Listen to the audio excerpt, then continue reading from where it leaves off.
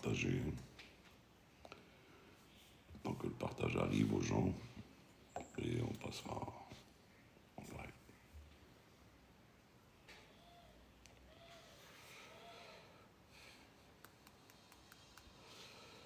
Kader. Salut Chalil.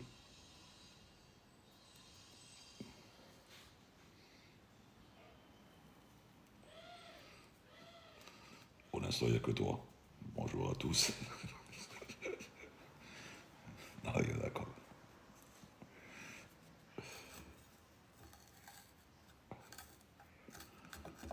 Ouganda. Ouganda, bonsoir.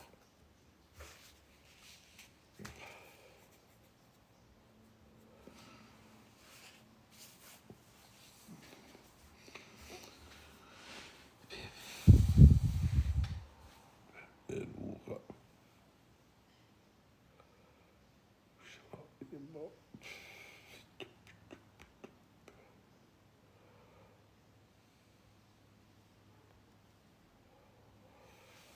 Salut.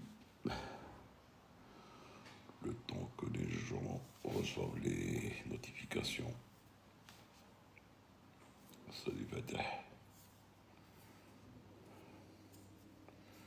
Likez. Comme ça va atteindre les. Ça va se propager. Si vous ne likez pas, il n'y aura pas de visibilité.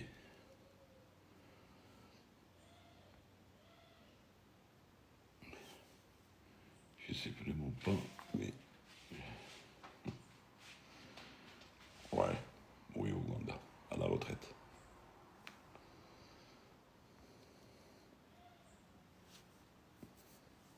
Et toi, Ouganda? Pourquoi tu as pris le pseudo d'un pays? Zahrat al-Qasr.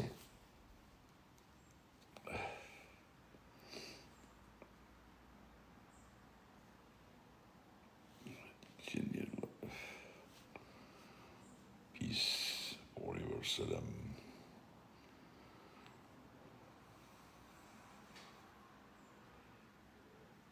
Salut Chalet, merci.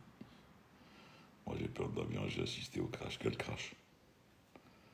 Quel crash, Ouganda? Tu peux nous en dire plus?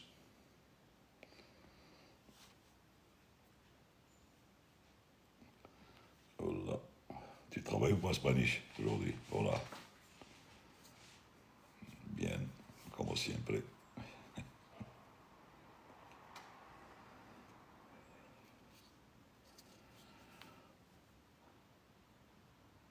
Ah, tu as assisté, donc tu l'as vu. Tu l'as vu à Goussainville, je pense, oui.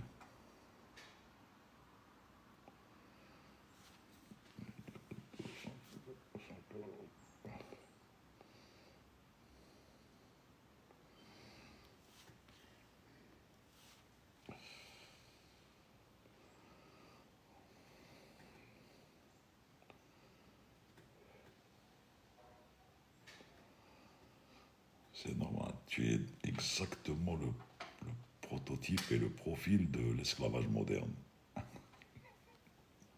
Spanish. Espinova, salut.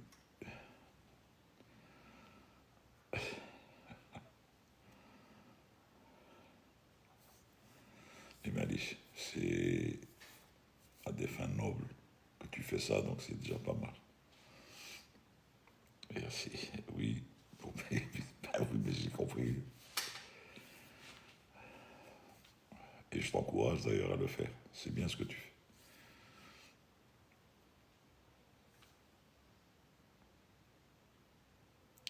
Je sais que tu sais et que nous savons tous.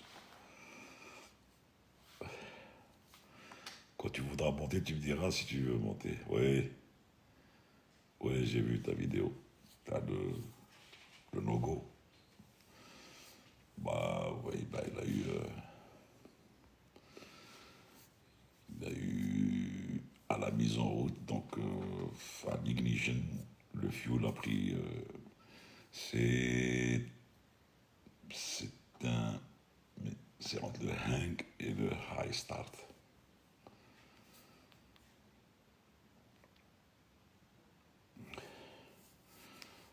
Zoé ne répond pas à ça. Oui, on l'a déjà expliqué que oui, et donc on ne répondra pas à ça. Dans la chambre de combustion, effectivement, j'ai vu.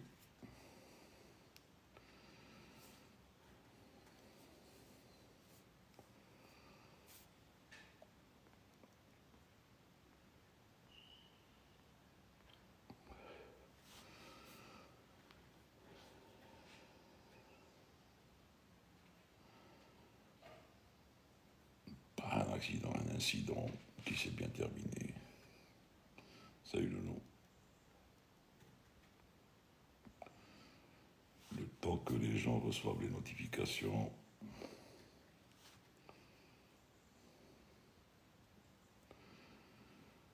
En réalité, Spanish, ce que montrait la vidéo n'était pas un logo. Hein. Il aurait pu y aller. C'est pas un logo. Un logo, c'est quand il y a allumage et qu'il passe au boroscope rapidement, il voit que, par exemple, la chambre de combustion est partie, ou là, les injecteurs sont grillés, ou là, quelque chose comme ça. Mais sinon, non. C'est pas un logo, d'après moi. Maintenant, je ne sais pas exactement ce qu'a subi le moteur. On le voit comme ça, mais oui, Captain Bouzid, ça fait longtemps qu'il est sorti à la retraite.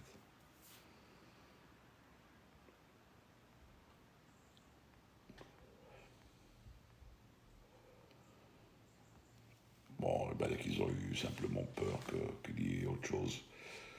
C'est-à-dire style un pompage au décollage ou la... Exactement. Exact. Il y a un retour. Les gars coupent rapidement les réacteurs, il y a un retour qui se fait.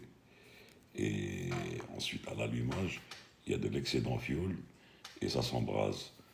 Et tu as l'impression de voir ça, mais sans plus. C'est ce qui est dangereux. Donc, si par exemple il boroscope le réacteur, il voit qu'il y a de la calamine ou au niveau de la turbine, ou là il faut déposer le réacteur. Et d'après la bug de quoi? Il y a un bug sur le live.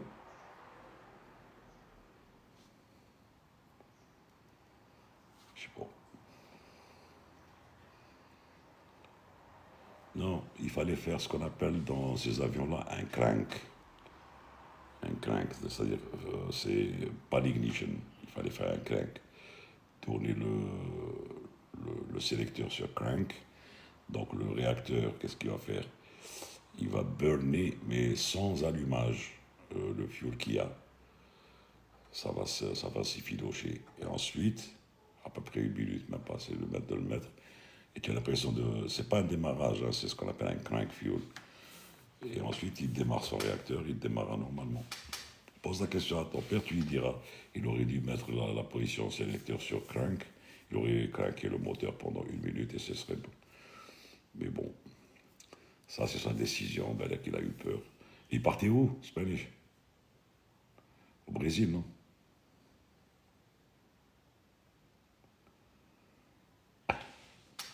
Non, ça bug pas, je pense pas.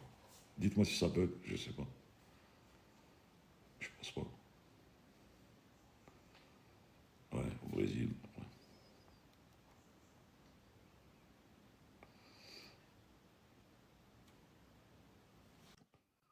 Ah, voilà, vous allez avoir Mitchell. Non, non. Nordine, Salut, salut, salut, salut. Yes, ça va? ouais, ça va et toi? Comment ça va? Ouais, Standard. كما يقول واحد. ouais. Maintenant, vous avez un nouveau ministre des Transports. Effectivement, ouais. Nous avons un nouveau ministre des Transports. Bonsoir tout le monde, le chat. Je pense qu'il a fait la passation de consigne aujourd'hui. Ouais. C'est le Wali ou bien l'ex-Wali d'Oran. Ah ben, c'est bien, au moins, il va s'occuper, enfin, le transport en général, ministère des Transports, il y a les terrestres, le ferroviaire, le maritime et l'aérien, il y a les 4 secteurs. Mais espérons qu'il donne un coup de pouce l'ANAC. Bah, Parce que écoute, c'est lui le président, c'est lui le ça, président du conseil. Hein.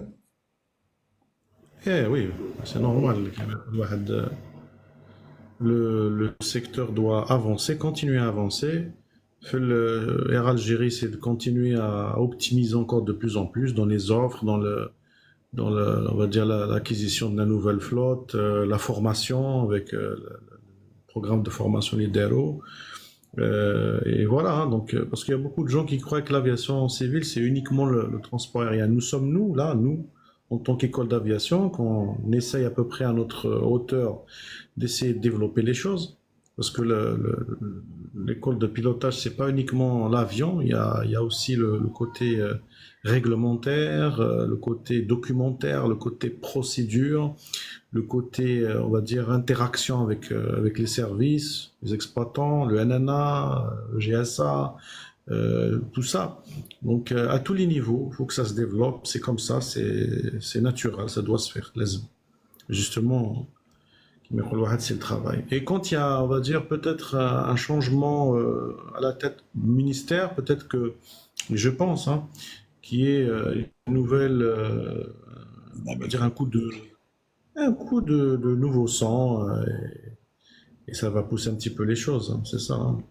Tout le monde, on est obligé. Ouais.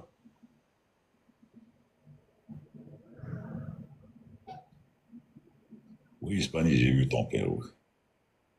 Pourquoi tu l'appelles le Chibani? C'est vrai qu'il est âgé, mais sans que ça, c'est pas un Chibani. Il bosse toujours ou pas? Spanish.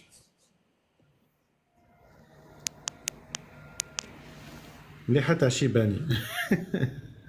سبانيش. Salut, Mohamed. Ah, d'accord, il bosse plus, il est à la retraite.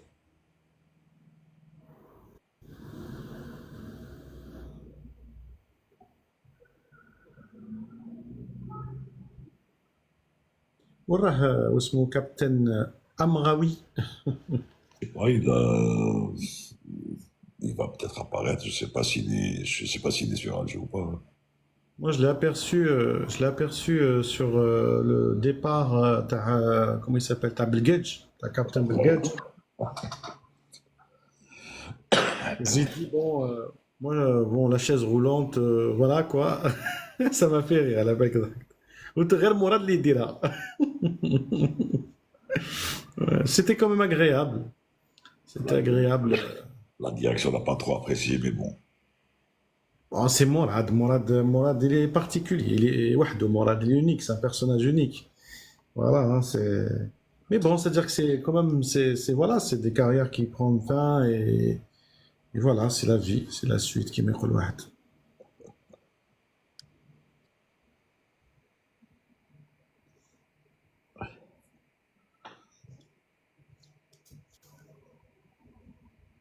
Alors, le chat, vous avez des questions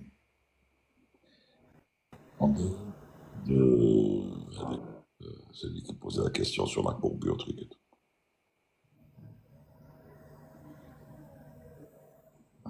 Voilà, comment il s'appelle, Farid Bouazza, qui nous manque toujours. Je sais pas, ben, ils vont apparaître. Ça, je sais pas, d'après ce qu'on me dit, il y a des bugs. Alors, Alexis dit Michel contre le القوات الجوية. Non, j'aurais aimé, c'était un rêve de rejoindre l'Air Force, mais apparemment, je suis passé de l'autre côté de la barrière. Island 88, les RNA procédures sont petit à petit de remplacer pratiquement les anciennes procédures qui étaient ILS et tout, parce que c'est ce qu'on a dans la radionavigation. C'est par coordonnées GPS. C'est plus précis que l'ILS et tout, et ça coûte moins cher. Ça coûte moins cher à la maintenance. Parce que tout ce qui est ILS, VOR et tout, maintenant, ça va pas, ça va être obsolète et très très cher à maintenir en fonctionnement. Donc, ils passent à des nouvelles procédures comme l'AirNav, le GNSS, donc ça c'est mieux. Mais bon, ça va pas se faire tout de suite parce que tu vas pas du jour au lendemain virer les équipements au niveau des aéroports. Encore faut-il avoir les moyens de réinstaller tout ça. Un jour, vous nous faites des cours de détails sur l'approche. Des exemples spécifiques. Oui, Ert, si JB se fera un plaisir, parce qu'il enseigne toujours, de te faire un cours sur l'arc DME, avec des exemples sur les aéroports et tout. En ce moment, il y a toujours des procédures d'arc DME qui existent. Elles sont de moins en moins utilisées parce qu'on passe à autre chose. Et voilà, d'ailleurs, quand on parle du loup,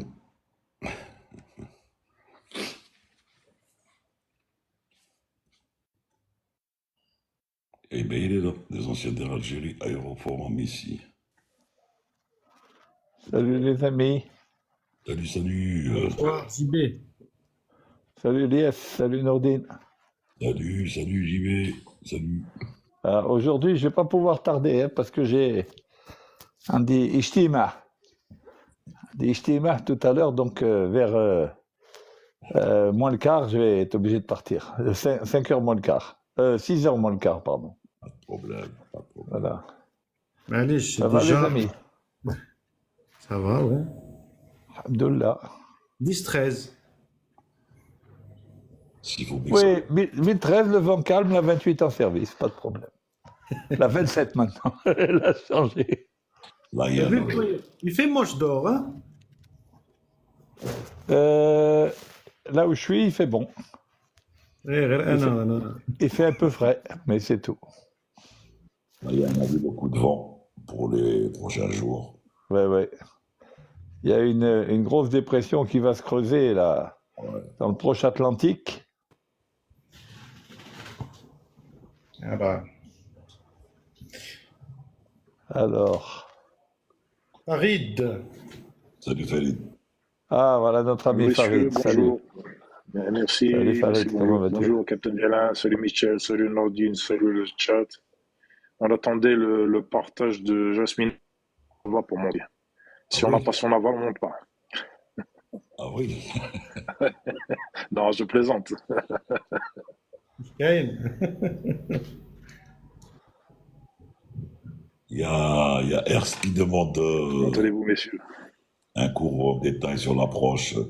Tu avais fait une vidéo comme ça, non? Sur les approches arc DME, vous l'avez, ouais, non, VOR, tu avais fait, et ouais. J'y vais.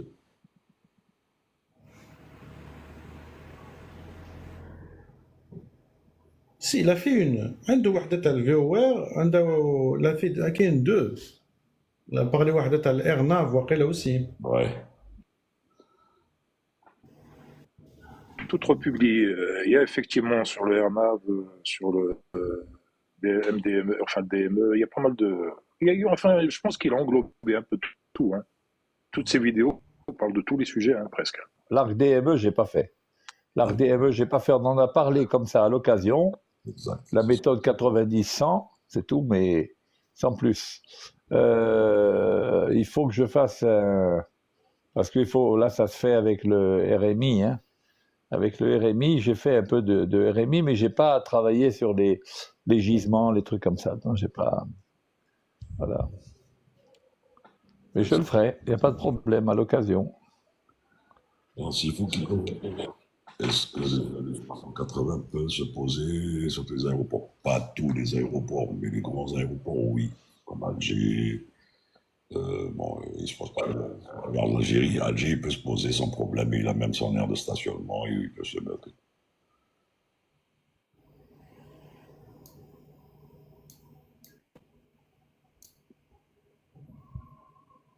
Pour les meetings aériens, pourquoi pas? Pourquoi pas un jour, ça a déjà commencé un petit peu, timidement, avec les portes ouvertes de l'Air Force.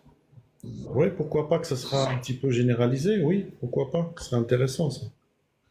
Ce qui est dommage, c'est que la dynamique qui était existante à l'époque où les aéroclubs fonctionnaient, cette dynamique, elle est forcément perdue, puisque maintenant, pratiquement, il n'y a plus d'aéroclub, quoi. C'est ça le truc. Et bon, les écoles de pilotage, c'est bien, mais les écoles de pilotage, c'est déjà beaucoup plus professionnel, etc. Et puis il y a eu, à l'époque, on avait énormément d'avions. Hein. On avait plein d'avions. Nous, à l'aéroclub d'Alger, je sais pas, il y avait au moins, comme ça au Bamo, on avait une dizaine d'appareils. Hein. Exact. Ouais, aussi à Oran, à Mostar, à Tiaret. Il y avait Tiaret avec Yacoubi et Rahmo. C'était très actif. Hein. À Naba avec Hamouda, tout ça, c'était bien. Il y avait ça, il y avait les meetings. Bonjour, Michel, il y avait les meetings aussi à Belabès. Les meetings à Belabès, oui. Il y avait même les rallyes, ensuite il y a eu les rallyes, etc. Je pense même à Oran, il y en avait un ordre. Il y avait un bel On partait d'Oran pour les rallyes. Pour le rallye Cognac, rallye Taman Rasset. C'était les départs d'Oran pour faire la boucle et remonter. Mais les meetings, pour les meetings aériens, les boucles, les trucs et tout, parce qu'il y avait avec le Fada d'Abdel Halim qui faisait, c'était il est sorti à la retraite, ça fait longtemps, il était commandant aussi à l'Algérie. Un jour même, il a eu presque un problème. Il a eu son boot qui était coincé dans le palonnier. Il voulait faire un truc et son boot était coincé dans le palonnier. Et on voyait l'avion partir. Heureusement qu'il a eu la présence d'enlever son pied de son boot pour pouvoir récupérer l'avion. Pour Sidi Belabès, il y en a qui demandent sur la vidéo du Mirage français et du Sukhoi algérien. Évidemment, c'est du pipeau. Hein. Évidemment, c'est du pipeau. C'est du pipeau. C'est DCS. C'est DCS. Soit DCS ou la Flight Simulator, j'ai vu ça. Il y a eu une belle vidéo, ça c'est réel, c'est pas du pipeau. C'était le jour où le MiG-25 avait accompagné l'avion de l'Élysée à un moment où je ne me rappelle plus. Il y avait une belle vidéo, un extrait d'un reportage qui a été filmé où tu voyais le MiG-25 interceptant avec Il y a de temps en temps des manœuvres comme ça, mais bon, elle n'est pas réelle. Ouais.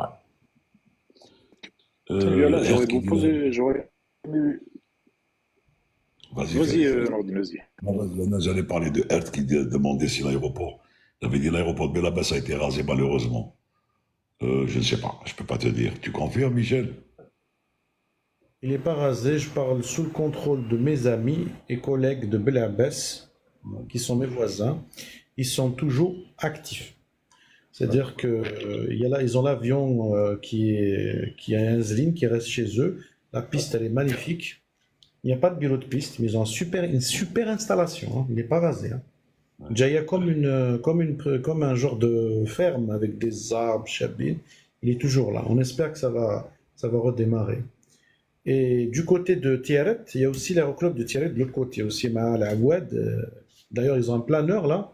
Ouais. Pas un planeur, un genre de pendulaire, un truc comme ça, qu'ils sont en train de remettre en service. Non, la piste n'a pas été détruite. La piste n'a pas été détruite à Belabès. Ah, voilà, hey, la gars. Même la piste, je te dirais encore mieux, même la piste de Saïda et la piste de Tébouchette n'ont pas été détruites. Elle manque de désherbage, parce que ça a été un petit peu... Il y a une piste à Tébouchette, une piste à l'Amria, une piste à Belabès, une piste à Saïda. Et Boussaad. Bon, je parlais surtout dans le côté ouest. Côté ouest. Vas-y, Farid. Oui, Captain Violin. Donc, on dit souvent donc 32 000 pieds, mais on dit souvent aussi, niveau 320.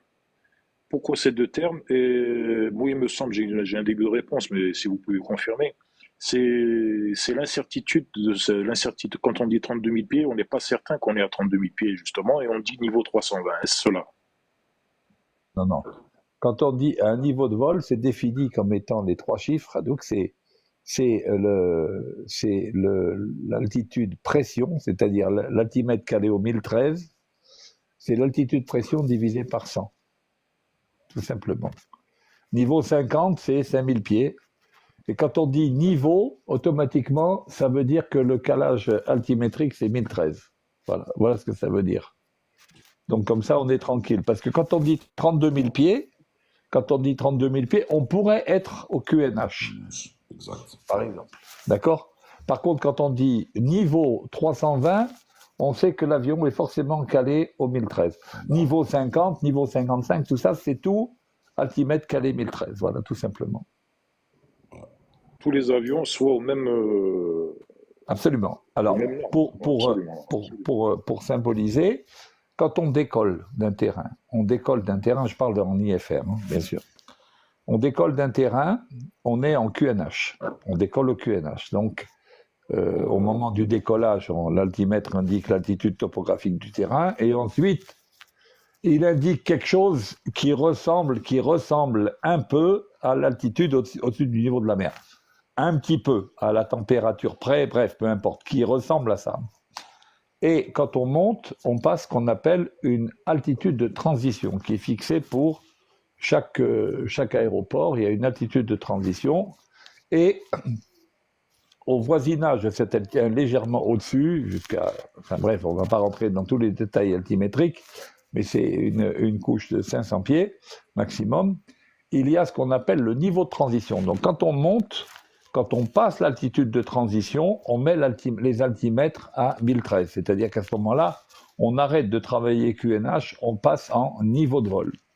Et de la même manière, lorsqu'on descend, lorsqu'on arrive au niveau de transition, on passe les altimètres sur QNH parce qu'en dessous du niveau de transition, on travaille en altitude indiquée. Voilà le principe, d'accord?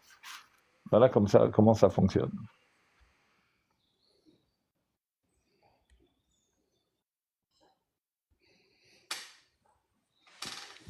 C'est ça, donc c'est le QNH c'est pas la même, c'est pas le même système, ouais. Voilà. Quand on dit niveau, automatiquement c'est clair quel est le calage, voilà.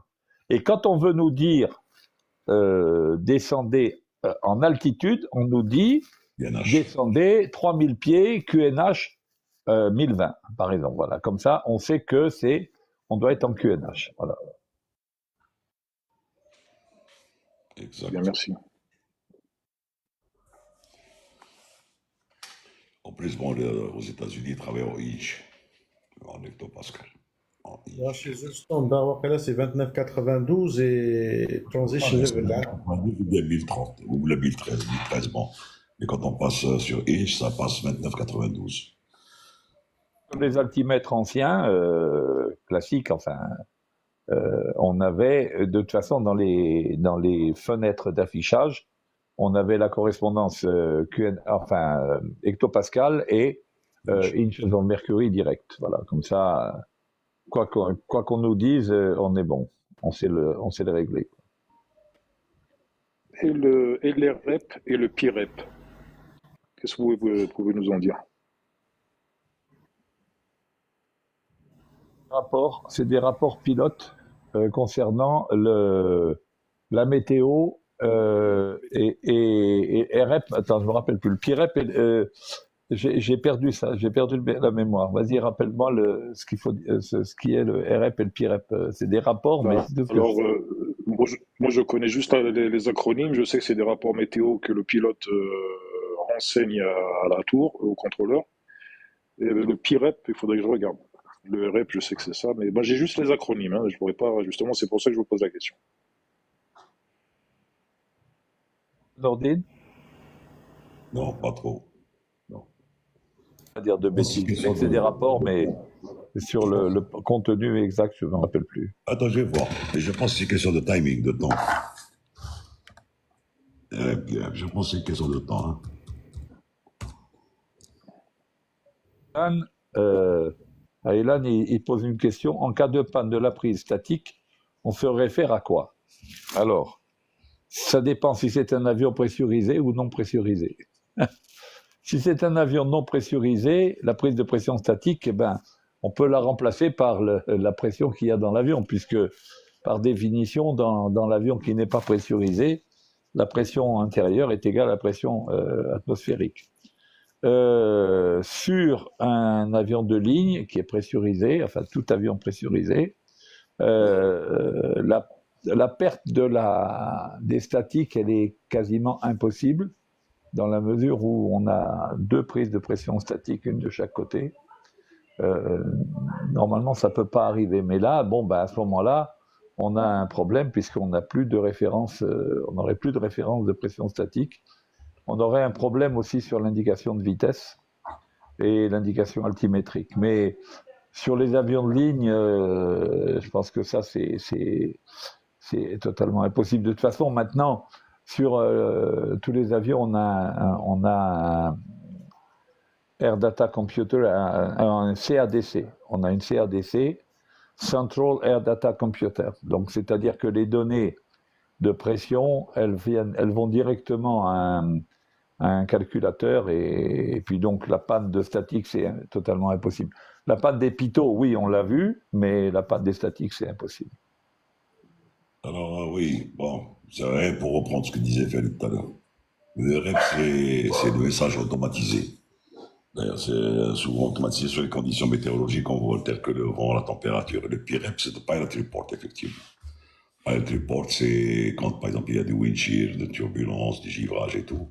C'est le PIREP, c'est le Pilot Report. Lui, il va reporter, il va dire, voilà, j'ai traversé une zone de tel niveau, qui n'est pas connu encore par les services météo, parce qu'elle change tout le temps.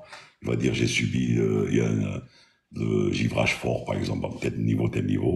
Ils vont vérifier ça avec les services et ils le passeront en REP. Ils le passeront en REP, donc en message automatisé qui va sortir sur la TIS en approche, par exemple, pour dire de tel niveau, il va y avoir des givrages, la turbulence à l'arrivée, ceci, cela. Et le PIREP, c'est effectivement le Pilot Report.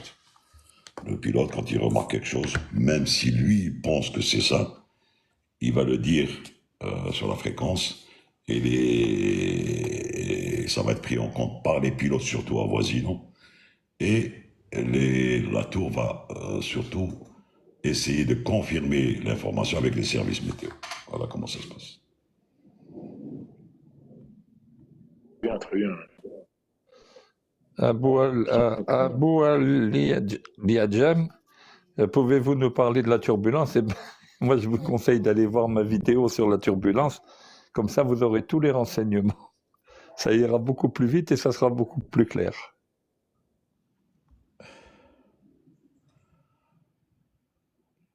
Et dire celui Spanish, parce que j'ai pas le temps d'écrire, là, c'est pour ça que. Spanish.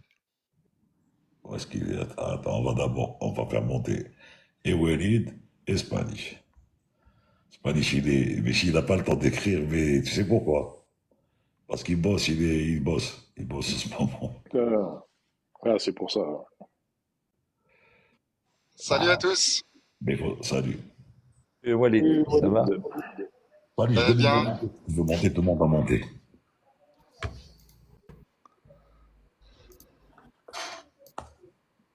Ça va, Walid? Ça va très bien, ton Alden. Comment ça va, Mich? On dirait que tu parles dans un casque d'avion. Non, je parle d'un. Je suis dans la voiture. Voilà. Tu conduis pas, j'espère. Si, je conduis, mais je tiens pas le téléphone. D'accord. Non, je tiens pas le téléphone. Et là, il pose une question. Il dit en cas de gust en finale, comment on pourrait gérer le thrust? Eh bien, on le gère avec finesse. Et puis voilà, de manière à.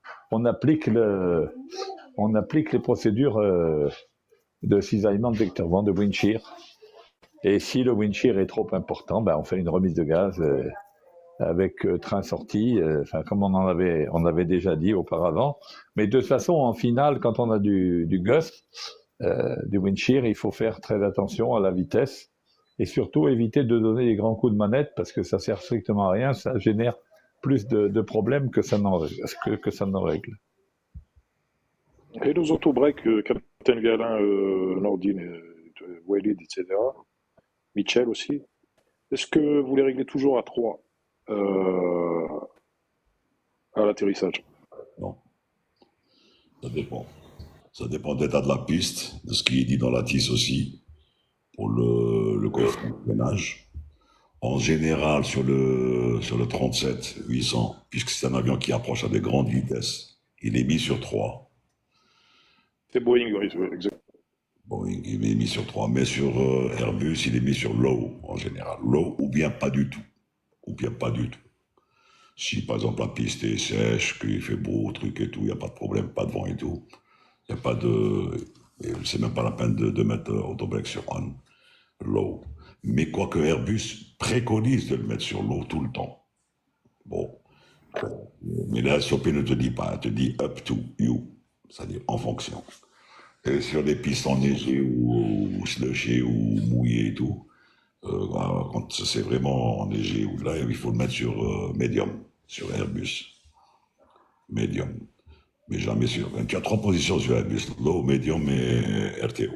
Enfin, max. Max, c'est l'RTO, c'est l'équivalent de RTO chez Boeing, quoi. L'aquaplanage de L'aviation l'atterrissage. légère, l'autobrac. Oui, vas-y. Moi, Vas-y. Vas-y, bien sûr. Ousmane, l'aviation légère.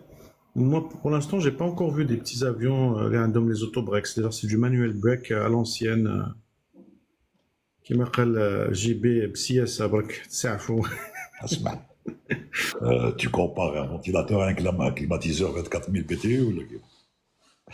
يودي ماشي غير une centrale de climatisation كاع. Moi, qu'il a bon, dit, sur les petits avions, il n'y a même pas d'anti-skid. Il n'y a même pas d'anti-skid, exactement. On n'a pas d'anti-skid. Donc, les autobreaks, ils fonctionnent avec l'anti-skid, de toute façon. Alors, par principe. Hein. D'ailleurs, moi, j'ai toujours trouvé que le système des autobreaks, c'est vachement génial. En fait, dans les roues, on a des alternateurs. Et donc, la fréquence qui est délivrée par ces petits alternateurs est fonction de la vitesse de rotation de la roue. Et les autobreaks, en fait, c'est un programme électronique donc de diminution de cette fréquence selon un taux donné, delta F sur delta T. Et donc, en fait, le système mesure tout simplement la variation de la fréquence donnée par les roues par les alternateurs de roues, et il fait en sorte, il fait la corrélation avec les brake metering valves, donc les valves qui alimentent les freins, pour suivre cette décélération progressive. Et c'est pour ça, donc, comme j'avais dit, que quand on met les autobreaks, en fait, on sélectionne une décélération qui, à partir d'une vitesse en approche, nous donne en fait une distance d'atterrissage. Exact.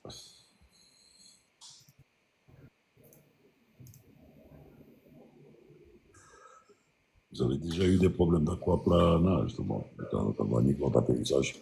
Non, pour ma part, non, mais bon, on s'est posé des pistes mouillées, mais c'est pour qu'on arrive à l'aquaplaning, il faut vraiment que ce soit vraiment inondé.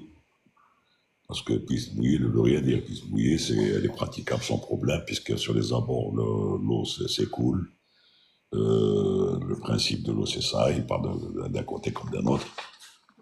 Et il faudrait vraiment qu'elle soit inondée, la piste, pour qu'il y ait un aquaplaning, et que le gars, par exemple, perd un petit peu son roll-out, ou là, c'est pour maintenir l'axe et tout. Donc, ouais. D'ailleurs, pour ça, il y a eu... Je l'ai eu au décollage. Ouais. Je l'ai eu au décollage, mais pas à l'atterrissage, jamais à l'atterrissage. Exact. Ah, tu l'as eu, d'accord. Décollage de Moscou. Il y a un 67 qui a cargo. Aujourd'hui, non, hier. Non, aujourd'hui, 19, on est 19. Qui a raté qui est sorti, il a fait un overrun. L'atterrissage, il a fait un overrun. Et il collapse noise gear. Bon, les amis, moi, je vais vous quitter, je dois partir. Alors, bonne soirée, puis à ces jours-ci, donc à jeudi, Inch'Allah. À jeudi. Allez, ciao, bonne soirée. Au revoir. Ciao, merci beaucoup. Merci. Moi, je pense que l'événement qui a marqué un petit peu la semaine, c'est surtout le vol d'essai du Sukhoi 57, malgré que c'était pas vraiment le Sukhoi 57 en lui-même, c'était le prototype T-50, mais c'était le monde entier qui était en mode observateur. Moi, personnellement, il m'a beaucoup impressionné avec ces fameuses figures. On va dire Sukhoi nous a vraiment surpris cette fois. Malgré le boulonnette, les finitions n'étaient pas terminées sur la carlingue et tout ça, mais on a compris que c'était le prototype. qui voulait pas vraiment prendre. Ou là, peut-être l'armée n'a pas pu donner un exemplaire pour faire le show, parce que c'est un show en Chine qui est chaque 2 ans. Et voilà, je pense que Et c'est. ben, Pour moi, ça a marqué cette semaine, hein. alors, juste après, il va y avoir un F qui va sortir. Prototype pareil.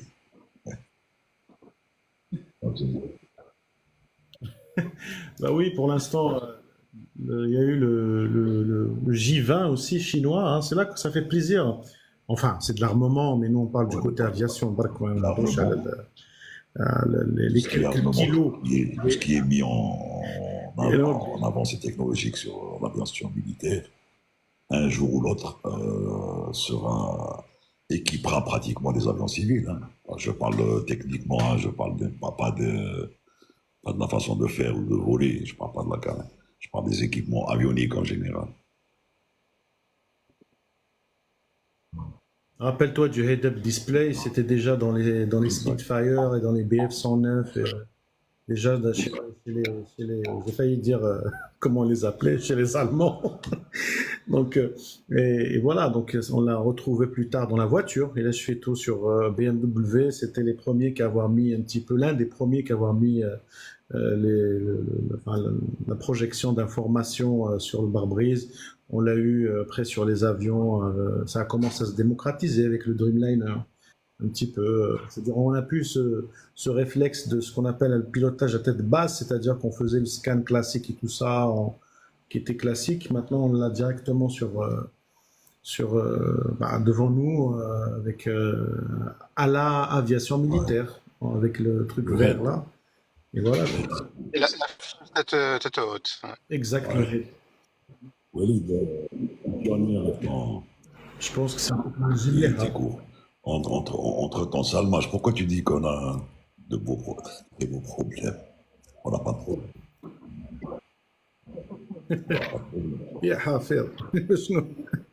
D'ailleurs, sur le F-35, justement, le head-up n'existe plus. D'ailleurs, il a disparu chez eux, donc il est maintenant intégré carrément dans le casque. Donc, c'est vraiment réellement dans le casque de l'avion. D'ailleurs, le casque tout coûte wahdo plus de 700 000 dollars. Du F-35. Les avions commerciaux, c'était Air Inter qui était doté de ça. Exact, c'est vrai. D'ailleurs, les approches à visibilité réduite LVO, c'était RNTR, effectivement. Il y avait alors, je vais aller encore plus loin. Si vous vous rappelez, en termes d'équipement, le head-up Hada, il était présent sur le Mercure, pour ceux qui se rappellent de cet avion-là.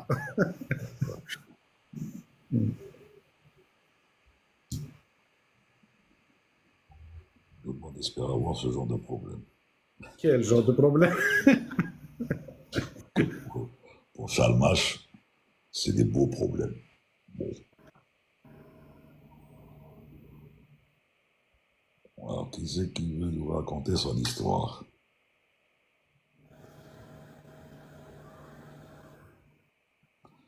Tu as vu ce qui se passe à l'histoire? J'arrive pas à comprendre, hein. Bon, j'ai pas encore réglé le problème de reversement des. C'est un truc de folie, je comprends rien. D'ailleurs, moi, je pense, je sais pas, tu en as parlé à Mitchell, non? Lui, il connaît un peu Non, Qu'est-ce qui se passe? moi, Attends, je vais t'expliquer vite. Mais je pense réellement que c'est un problème qui est venu avec la mise à jour, hein. Parce qu'avant, il n'y avait pas Ah, ça, ça hein. peut. Une fois la mise à jour Tu était là, parles de la rediffusion, Nordin? la rediffusion sur YouTube, quand je reverse, Ouais, j'ai essayé de regarder, c'était ouais, en décalage le son. décalage Mais TV. sur ton téléphone, il y a le décalage aussi ou pas? Alors, sur mon téléphone, il y a une des vidéos qui n'était pas en décalage. Mais quand je l'ai reversée, elle était en décalage. Et pourtant, j'ai tout enlevé. J'ai enlevé le Bluetooth exprès. J'ai fait ça, j'ai fait ça. Je vais voir, je vais me débrouiller. Je sais pas. Il faut que je vais désinstaller TikTok. Je le réinstalle. Je sais pas. Donc, je voulais pas à trop perdre le truc. On va passer à autre chose et après, on verra. Attends. Je suis venu. Salut, Abdel Azib. Salut. Tu voulais. Est-ce que le pilote peut avoir des vols internes, c'est-à-dire juste entre les wilayas? Je pense, comme j'ai répondu, je pense que ça doit te montrer du programme. Oui, mais bon, ça c'est avant. Bon, avant Algérie, c'est vrai qu'elle faisait ce qu'on appelle le CAS, là. Elle avait scindé la compagnie en deux. vol extérieur et vol nationaux. Ensuite, ça a été regroupé normalement. Donc le roster, le programme des pilotes, il est fait d'une façon... Bon, bien sûr, pour la Terre, il fait que l'intérieur. À part les vols de temps en temps sur Madrid ou sur Palma ou le cargo, mais il fait que l'intérieur. Là, des fois, il faisait Marseille à un moment donné en cargo pour amener les poussages, je sais pas. Mais ceux qui sont sur ATR, ils font que l'intérieur. C'est pas une question d'entre wilaya, c'est l'intérieur du pays. Donc c'est en fonction de leur programme. Est-ce que c'est vrai dit? Tu l'as répété 3 fois, Forever.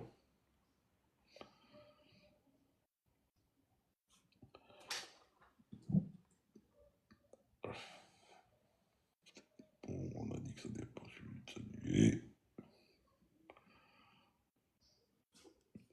Tu as un truc à nous raconter, Walid? Enfin, monsieur Walid, comment il s'appelle? Abdel Azib. J'ai vu que tu avais fait du monde. Chanel te dit Walid à la voix d'un pilote F1 lors d'un Grand Prix. Parce que Parce que je suis en voiture, donc ça fait le même effet, ouais. Effectivement. Il faut s'arrêter au stand. Hein.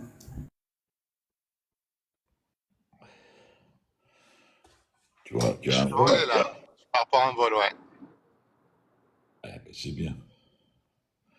Et tu pourras faire un partage ou pas? Je vais essayer de faire un partage en direct en vol. Sinon, je vais filmer aussi en même temps. J'ai pris la GoPro avec moi. Là, je pars la première fois en solo pour la zone d'entraînement.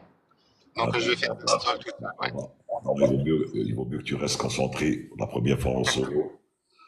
Il vaut mieux qu'on te laisse te concentrer sur ce que tu as à faire parce que tu vas essayer de nous montrer des choses et tout, et j'ai pas envie que tu sois un petit peu absorbé par le fait que tu sois avec nous et pendant ton travail. Nordi Filme. n'a pas osé le dire. Nordi n'a pas osé le dire, mais par là qu'on ne va pas être en cause.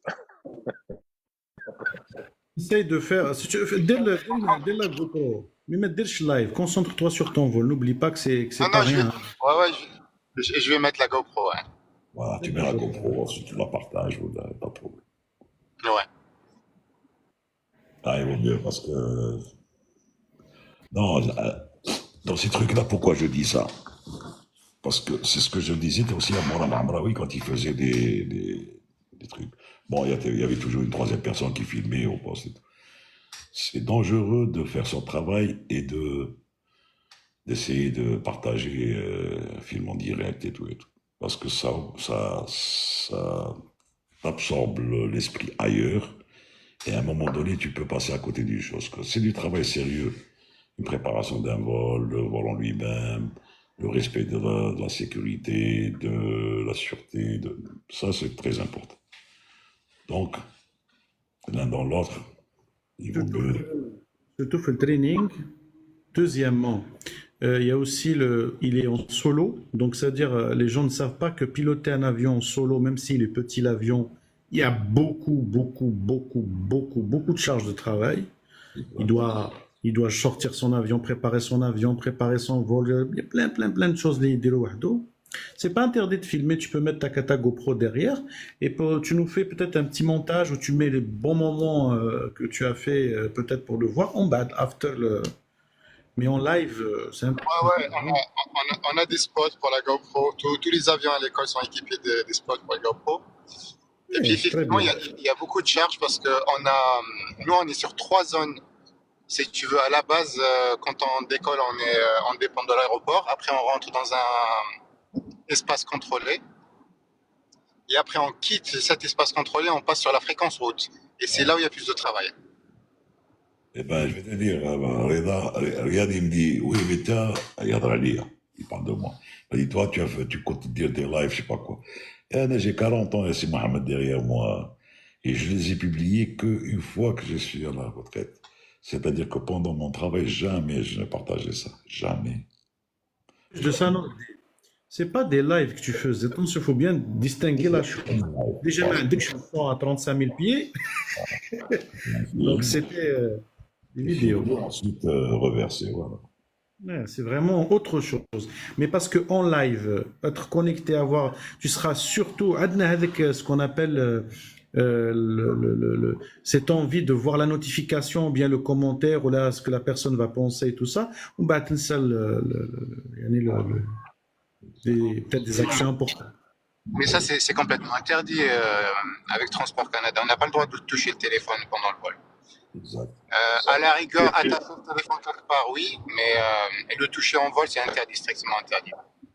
Puis toutes les vidéos de Nordine, j'ai vu par exemple bon, en cockpit, tu étais en troisième, c'était Pékin il me semble, Oui, c'était un take-off, mais à aucun moment tu leur as adressé la parole, hein. À aucun moment, hein. Tu les as filmés, mais tu n'as parlé avec eux à aucun moment. C'était quand même exact, une étape critique. exact. Et en plus, en troisième personne, c'est-à-dire en tant qu'instructeur, j'avais le droit, c'est-à-dire derrière, et j'intervenais pas du tout. Je n'aurais eu le droit d'intervenir que s'il y avait, par exemple, quelque chose, et j'aurais là éteint et dit et parlé. Mais sinon, non, tu n'as pas le droit. Il n'y a pas mieux de désactiver le pilotage automatique. Est-ce que des fois, il n'y a pas mieux de désactiver le pilotage automatique? Ah bah, à quelle raison? Tu ne désactives le pilotage automatique que si les systèmes se mettent en branle, que les computers, par exemple, commencent à te donner de fausses informations, etc., etc. Et là, s'il y a une nécessité de débrancher l'autopilot, eh bien, il faut le débrancher pour pouvoir prendre cet avion à la main. D'ailleurs, c'est ce qui est préconisé dans les standards Operation Procedure. Mais sinon, en aucun moment, ces avions, maintenant, surtout ces avions maintenant, c'est une fois le lift-off, une fois le décollage, 5 secondes ou 100 pieds, l'autopilot sur on. Ne débranchez cet autopilote qu'au minima. Une fois que l'avion dit minimum, le pilote il voit qu'il va à la piste, il débranche et il se pose au manuel. Maintenant, s'il ne voit pas au minima et qu'il fait une 4-3 ou 4-2, 4-3 A ou B, et qu'il décide de faire ce qu'on appelle une duel auto-approche, en connivence avec la tour, bien sûr, et en connivence avec ses qualifications, son avion et les installations au sol, que ce soit dans les aéroports qui sont dotés de ça et tout, il va faire ce qu'on appelle un atterrissage 4-2, 4-3. Voilà. Puis l'inconfort passager. Oui, Sans les le- avions ne sont pas faits pour ça. Les avions maintenant commerciaux ne sont pas faits pour être managés. Le handling. Ils sont faits pour être managés, non de handling. Le handling, ça y est, là, il faut oublier. Le gars qui veut faire du handling, il va le faire au simulateur. C'est pour apprécier un petit peu les mouvements intempestifs de l'avion. Et d'ailleurs, on faisait des pannes de telle sorte que ces autopilotes vont sauter. Les deux autopilotes vont sauter. De telle sorte qu'il n'aura pas d'autopilot. Donc, il va faire ça à la main. Que ce soit un tour de piste manuel, une remise des gaz manuelle, etc. Même la remise des gaz se fait en automatique, sous autopilot. Et handling. Il faut expliquer que c'est manuel handling. ouais, le handling, c'est le pilotage manuel, quoi. Le handling. D'ailleurs, hand, c'est main, handling. Le Mais je pilotage pense manuel. aussi que en termes de simulateur de vol, et tu le sais très bien, tu étais instructeur sur simulateur, sur type TRI, TRE. Donc, tu as vu l'évolution des simulateurs, les canaux il y a 40 ans, et le dernier que tu as utilisé, c'est-à-dire ce qu'on appelle les FFS ZFT, ou c'est-à-dire tu sais très bien que tes élèves n'ont pas réellement besoin d'un vol local à chaque fois pour apprendre certaines bidules sur l'avion, c'est-à-dire que ça reproduit tellement la réalité que tu peux t'amuser de faire du raw data. Ah oui. Tu sautes les FD, il peut faire une approche belle FD, il peut faire plusieurs choses. Vous pouvez vous permettre d'aller très loin avec sans pour autant aller dans le réel. Et Je pense, hein. l'eurodata, il sert beaucoup, beaucoup, beaucoup au circuit visuel. Parce que le gars qui a un bon circuit visuel, un eurodata, il le réussit très, très bien. Il sera sans les flight directors, sans les barres, il aura son profil donc sur l'axe, sur les headings et la pente. Et la vitesse, bien sûr, surveiller la vitesse. Quand tu débranches tout ça et tu as le data, c'est là où tu vois les gens qui ont un bon circuit visuel et ceux qui sont omnibulés par un instrument. Parce que le gars qui est omnibulé par un seul instrument ne peut pas, en aucun cas, faire un bon rodata. Et quand le gars réussit un rodata, le reste, c'est rien. Le reste. J'ai remarqué ça, ce que tu dis prend du sens. J'ai remarqué ça surtout chez les jeunes pilotes, parce que toi, tu as eu la chance de les voir, c'est-à-dire d'avoir des pilotes confirmés. Moi, je les vois chez les jeunes qui font la partie simulateur. Donc, une personne qui a un bon scan et qui a le sens des priorités en termes d'information, parce qu'il gère un load d'informations. Donc, quelle est l'action qu'il fera par rapport à l'information qu'il jugera nécessaire, qu'elle soit importante. Donc, tu vois des gens, si tu as remarqué, qui pilotent au vario, qui pilotent à l'altitude, je crois pour moi le bon, le correct, c'est celui qui arrive à avoir, on va dire, une homogénéité en termes d'interprétation de l'information. C'est pour ça qu'avec l'apparition des Primary Flight Display, peut-être tu as volé sur des avions où l'instrument, il était totalement à ta droite. Donc après ça avec le 200, le 37-200, je pense que les informations ils étaient quand même assez rapprochées, mais comme les instruments ils étaient gros, ils étaient le badin à gauche, le grand réseau artificiel Fluost, les EPR, mais les Hekal, 12 jauges ou la 14 jauges. Maintenant sur un Airbus 330, PFD, ND ou bien MFD, ou un décadec t'as les moteurs maintenant, juste ce qu'il faut. Et en plus là maintenant sur les Airbus comme le 330 et tout, tu peux faire un rodata sur l'ISIS.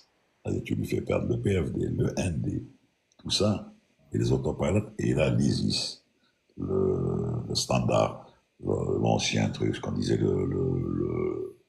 l'instrument de secours, mais il réagit exactement comme un ILS. D'ailleurs, j'étais impressionné de savoir récemment que l'ISIS, avec que tu viens de parler, qui est le stand-by instrument, pouvait faire ce que tu es en train de dire. Je ne savais pas qu'avec l'ISIS, on peut faire une 4-1, 4-2. Non seulement tu peux le faire, l'IS, non seulement tu peux le faire, mais aussi tu peux même programmer la V1, VR, V2, FIE, deuxième page, parce que les gens ne voient pas, ils voient que l'ISIS, mais sinon tu passes deuxième page, tu as la V1, VR, V2, et la vie approche. Aussi, Airbus, il te dit, il faut faire très très gaffe d'introduire la bonne information depuis le décollage, parce que après, ce sera en fonction de ça qu'il va calculer sa vie approche. Si tu as fait un truc erroné au début, ça va se répercuter sur la vie approche. Et si ça se répercute sur la vie approche, il y a qui rentre en branle au niveau de la configuration des volets, le régime moteur, etc., etc., etc., surtout quand il y a...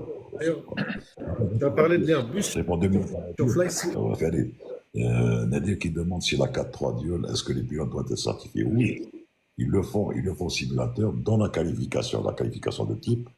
Il y a les 14 séances plus le check. Ensuite, il y a la LVO. Il y a le LVO qui est, bien sûr, il va faire son entraînement sur l'LVO, la Low Visibility Operation. Et il sera certifié et il aura sur sa licence 4.2, 4.3, ça dépend ce qu'il a fait au début. C'est pas gentil, Michelin, de traiter le copie d'instrument. Hein. Qu'est-ce que tu lui disais, Anordi? Tu disais tous tes instruments sont à droite.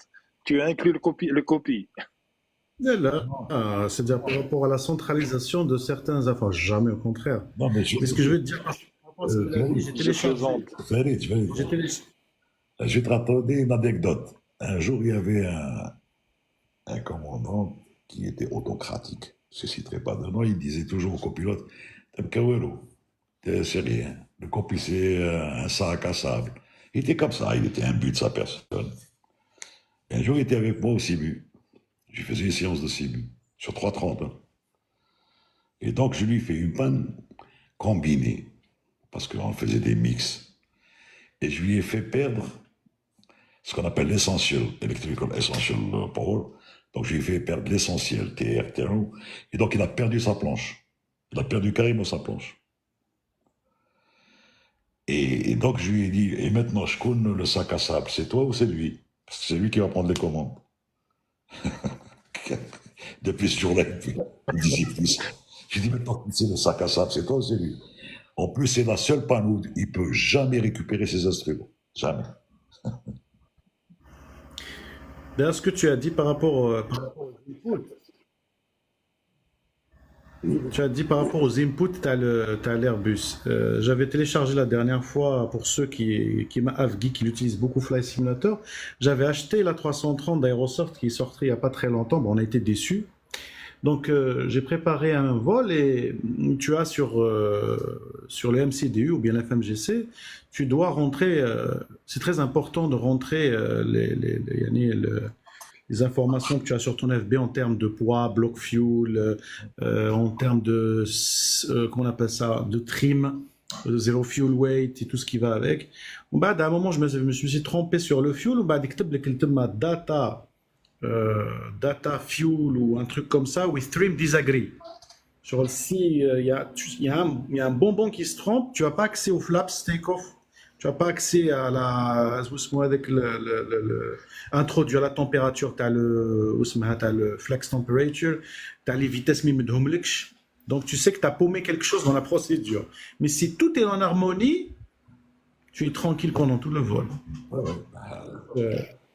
C'est ce que je disais tout le temps, c'est ce que j'ai toujours dit à l'Airbus. Hein. Je parle d'Airbus, je parle plus des autres avions. Les computers, c'est d'importance capitale sur ces Airbus-là, que ce soit du 320 jusqu'au 380. D'une importance capitale. C'est en dehors du FADEC hein, qui va gérer, bien sûr, c'est le full automatique, display, nanana, contrôle des flux moteurs, il te coupe un moteur, il peut te laisser démarrer un moteur, etc. Mais ça, c'est la partie motoriste. Mais je te parle au niveau avionique. Quand il y a un problème de computer, là, ça devient sérieux. Et c'est pour ça que c'est un truc très, très, très sérieux. Très sérieux.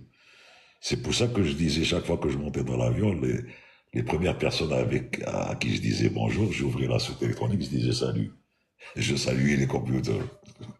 C'est comme ça. Parce que quand les computers fonctionnent, tout fonctionne. Si ça commence à partir, plane 1, plane sec, sec 1, sec 2, sec 3, le mechanical backup, et c'est inextricable après. Après, bon, c'est gérable, mais c'est très dur à gérer. C'est ça que tu comprends que ce que tu viens de nous expliquer, c'est une philosophie. Parce que tu as déjà volé sur NG qui était une autre philosophie, malgré qu'il avait un FMS avec un MCP, c'est à peu près même la Aqliya, mais c'est deux philosophies. C'est comme ça tu avais une Honda ou une Kawasaki, c'est deux choses différentes, des motos fijouj, mais philosophie fijouj, mais kif kif. Je vais te dire, franchement, j'ai fait du Boeing, enfin, ok, Boeing. Une fois que j'étais sur Airbus, 13 ans sur Airbus, je vais te dire, c'était une extase, hein, c'est ça l'avancée. Et maintenant, plus on avance, plus ça va aller vers le meilleur. Et pratiquement les nouveaux pilotes et les jeunes pilotes en ce moment et tout, ils sont très acclimatés avec la nouvelle génération. Et c'est très bien, d'après mes échos, quand ils font leur qualification de type avec Morad, avec les que je connais, ils percutent très bien. C'est la transition qui leur paraît un peu difficile entre le changement de philosophie de Boeing à Airbus et de Meccan. Mais une fois que tu intègres la philosophie Airbus, ça est terminé. Hein. Terminé. C'est quelque chose Dans le cas de Salah, Salah, il est passé. Je ne sais pas si je vais pouvoir voler, les nuages sont très bas. Salah, il est passé. On a du ceiling à 2000 pieds. À quelle hauteur, Walid? 2000 pieds. Et nous, on est obligé d'être à 3500, 4000 pour pouvoir. Il faut 4000. Comment? Il faut 4000. Il faut 4000. Ouais. Il faut 4000. Ouais. Ah, pour les carreaux et pour le solo. Oui, 2000, c'est. Est-ce que c'est des entrées maritimes? Est-ce que ça c'est Stratus Non, Bar c'est des. Non, c'est des stratus, donc il y a des vides, on peut passer à travers. C'est ce qu'on Et appelle. je sais pas s'ils vont mettre. Ouais. Tu disais Nordin est très important parce que Salah, Salah est passé sur A330 il n'y a pas longtemps, à la Belk normalement. Ça, Et Syrah Bravo, Salah, celui qui est venu déjà, on l'a déjà invité sur le serveur. Tout le monde, les gens le connaissent, il a sur son compte Instagram. Syrah Bravo. ouais. Eh, Et quand bon, il a commencé ses voix, une seule phrase. Comment tu peux résumer l'Airbus que tu es en train de piloter? Je ne peux pas dire, pour en résumer, c'est un autre monde. Il a oublié le 37 direct. C'est important, c'est important. Je vais te dire, parce que même la notion de yaw damper, c'est pas la même. C'est-à-dire, bon, il y a des yaw dampers qui contrôlent mécaniquement, hydrauliquement, l'empennage, la profondeur et tout, alors que sur un fly-by-wire comme les Airbus, c'est des inputs électriques. C'est une discussion entre les ordinateurs. Toi, tu es là pour manager ça et essayer de ne pas laisser la machine prendre le dessus en compréhension, pas en réel. La réalité, elle est là. Dans le cas où ça foire, qu'il y a quelque chose, il y a le bouton pour déconnecter tout ça, que ce soit autopilot ou l'autotrust, et passer au manuel. Mais même là, vu qu'il y a des protections, il y avait un seul cas où cet avion allait faire des bêtises, je dirais, comme le MCAS, mais Bouygues a rétabli ça depuis le début, alors qu'il avait mis un bulletin pour dire que si, par exemple, l'angle of attack, une des trois, même si on ne sait pas laquelle, tombe en panne et que cet avion va suivre normalement sa logique de normal low, même si tu vois ça et que tu n'arrives pas à soulever cet avion en l'air, bien avant de faire entrer les volets, les trucs, juste après avoir fait rentrer le train, il faut débrancher 2 ADR, déconnecter 2 ADR pour passer en alternate low. C'est-à-dire que tu te mets dans une situation difficile pour pouvoir sauver la situation. D'ailleurs, vous l'avez résumé très bien la dernière fois, que le FMGC, contrairement aux autres FMS classiques qu'on connaît, le FMGC intègre les protections de l'enveloppe. Donc, il faut mettre des inputs pour qu'il puisse définir, comme disait Aldosteron, tu connais bien, il a dessiné un carré. Allez, tu mets tes inputs, toi tu es dans le carré. Menabia ou la machine, mais je trouve en dehors du carré. Voilà. En dehors du carré, tu es ailleurs. Encore là, les avions sont formidables. Ces avions sont formidables, mais contrairement, moi je suis à la retraite maintenant, c'est des avions qui ont été conçus par des ingénieurs pour des ingénieurs et non pas pour des pilotes. Maintenant, quand tu intègres dans ta tête le fait que tu puisses être ingénieur, manager, il n'y a pas de problème. Tu ingurgites la philosophie de cet avion et tout est clair. Hein? Tout est clair. En fait, tout est clair. Mais c'est le pilote, quand il vient d'un autre avion, qui essaie de faire de la comparaison. Et faire la comparaison, généralement, c'est très, très mauvais. Très mauvais. L'ingurgité est une chose et la digérer en est une autre. Hein. Oui, mais la digérer, je vais te dire un truc. Quand je l'ai fait en 2009, et je venais pourtant du 67, qui était un gros porteur, mais en Boeing. Et après, ça faisait 35 jours de théorie, hein, de qualification de type théorique. 35 jours. Crois-moi que je ne suis pas sorti de ma chambre d'hôtel. Hein. C'est-à-dire que j'allais pour manger, truc. On l'a fait faire en Belgique, hein, la qualif 330. Et quand je te dis, je n'ai pas fait autre chose que d'avoir le laptop, les bouquins, les trucs. Et je travaillais même avec des copains qui étaient sur 330 et qui étaient chez Qatar Airways. Et donc, par Skype, il y avait le Skype, donc on discutait. Et après, tu changes de mind, tu es obligé de rester. Et on avait, bien sûr, tous les pilotes qui font une qualification de type, vous le diront, ils ont dans le mur de leur chambre, quand ils font une qualif ou là chez eux, le panneau du cockpit, le panneau de overhead panel, les instruments, le truc et tout. Ils mettent une chaise avec son binôme et ils font des mises en route, ce qu'on appelle les checklists de ceci, de cela. et ils apprennent le truc, le tour, la philosophie, comment ça se passe. Et c'est comme ça. Si tu fais pas ça, tu passes à côté. Parce que tu montes à bord, tu as raté quelque chose. Tu regardes un truc, tu te dis, oh, j'ai jamais vu ce bouton. Il y a quelque chose qui ne va pas. C'est pour ça que je te dis, la philosophie, quand tu le suis d'une façon intelligente, bien sûr, tu vas t'en sortir. Mais si tu essaies de faire une qualif pour faire une qualif et dire, bon, ça va marcher, problème. Problème Et je alors. pense que tu avais la chance je pense, hein, d'après ce que je sais, que tu as eu la chance d'avoir touché avant CERTA à la FMS avec le 67. Même Parce avec qu'à cette époque-là, les avions classiques volaient quand même, cher Algérie. non, même le 37, il avait l'FMS. L'FMC. Il avait l'FMC. Pas du 200. Mais le Enfin, 200. il avait un FMS, il avait, mais c'était un FMS pas comme l'FMZ. Le fly. Oméga. Allez, t'as bécane. Et oui, c'était pas un FMZ.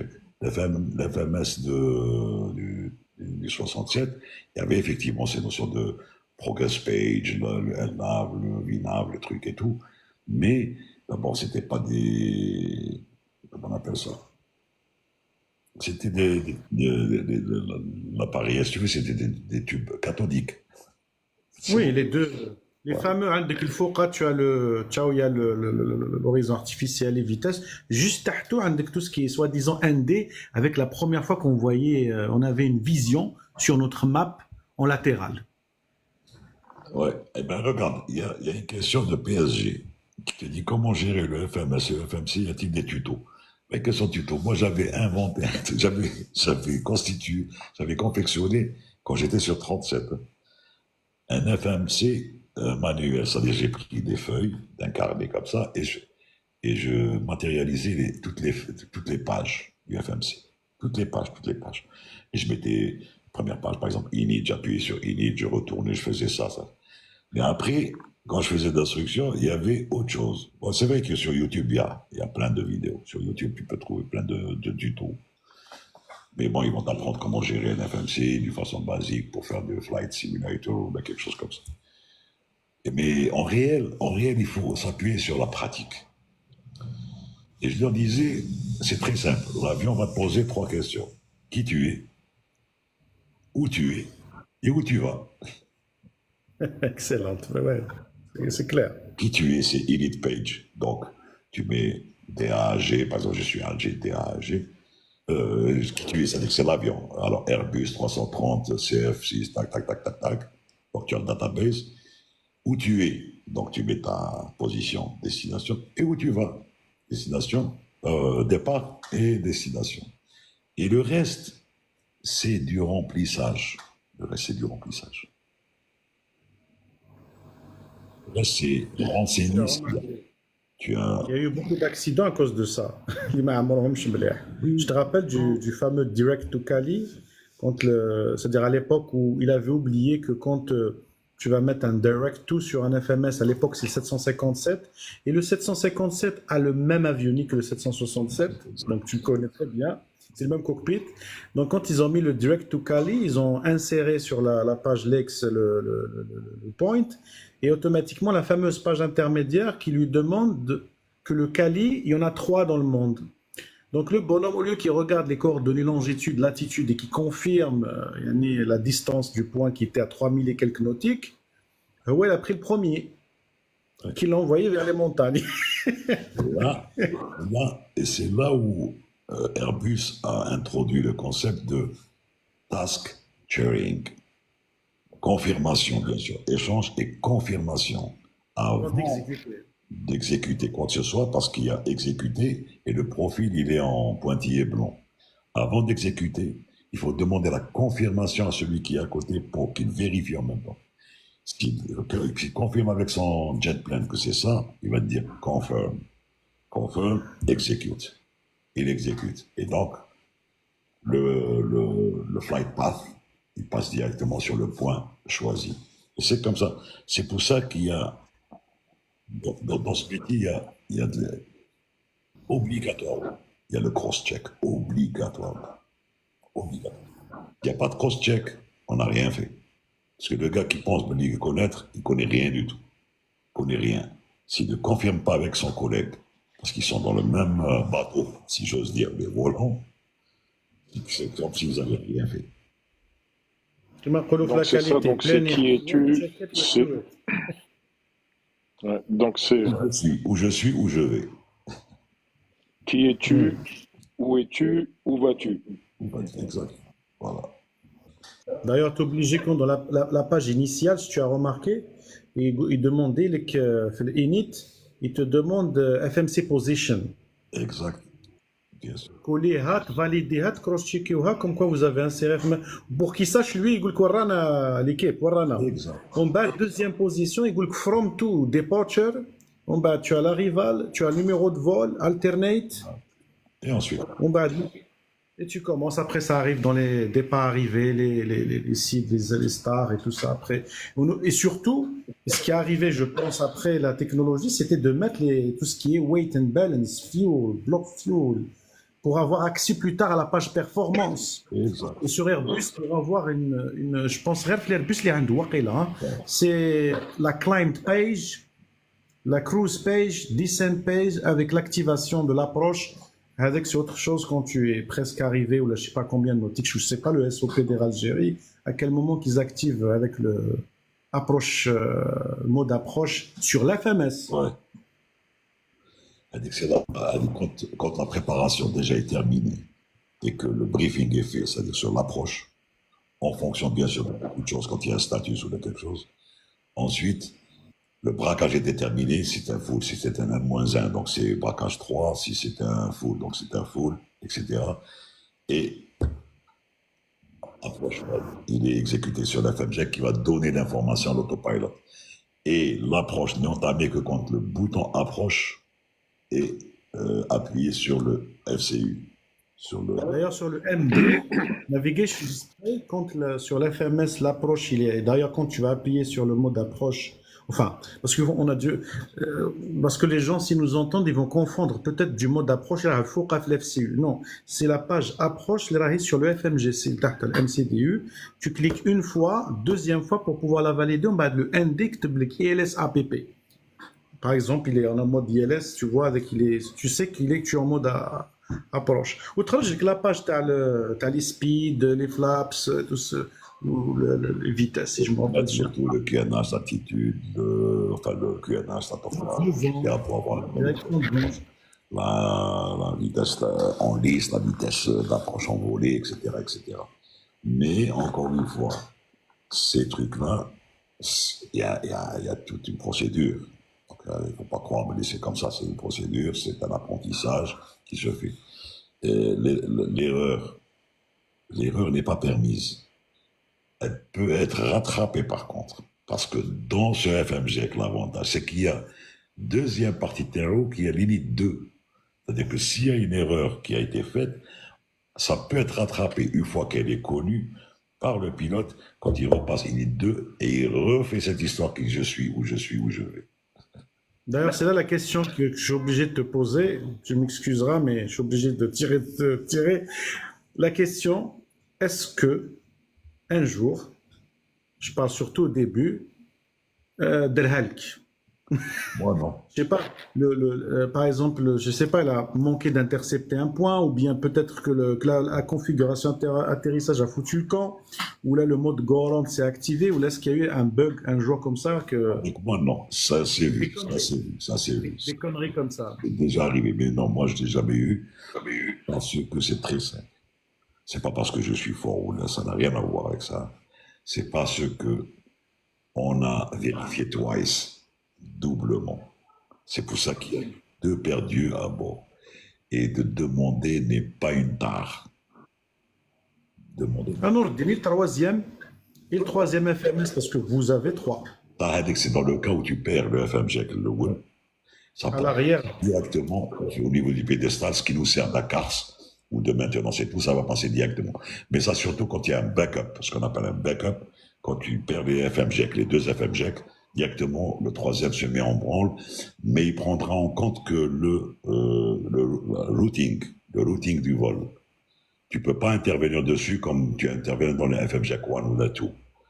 Mais bien sûr, avant de faire ça, vu que c'est un avion à reset, il faut resetter suivant une procédure bien établie sur les reset tables. Tu peux resetter l'FM Jack ou l'FM C, D'accord. en fonction de la situation. Et ensuite, si ça revient pas, bien sûr, bien avant ça, éteindre et allumer, parce que encore une fois, les instruments des Airbus, quand ils sont à reset, et un des resets, c'est de l'éteindre et de le rallumer. C'est comme si, par exemple, tu voulais allumer quelque chose, ça ne voulait pas s'allumer, tu vas insister, tu vas l'allumer. C'est comme ça. C'est dans la procédure. C'est la procédure. De toute façon, si le capitaine s'absente du cockpit, ben d'abord le capitaine peut s'absenter ou le first officer peut s'absenter, mais jamais en phase ou de décollage ou d'atterrissage d'approche. Donc il peut s'absenter bien sûr pendant la croisière pour aller pour ses besoins physiologiques ou faire un tour, ça c'est faire marcher les pieds comme dirait l'autre, mais en phase d'approche non. Et avant d'entamer l'approche, il y a un briefing qui est fait. Un briefing qui est fait juste avant le niveau 100, bien sûr, parce que l'approche va être entamée bientôt, c'est la descente. Et hélas, quand c'est confirmé, c'est confirmé. Et il ne va pas quitter son poste pendant l'approche, ça c'est clair. Une question de la même personne, Christian Bruno. Le copilote peut prendre une initiative seul. Est-ce que le copilote peut prendre une initiative seul? S'il est flying ou monitoring? Non, s'il y a une incapacitation du captain, oui, le copilote peut prendre une initiative seul. C'est dans ce cas, seul cas. Mais sinon, quand il y a les deux à bord,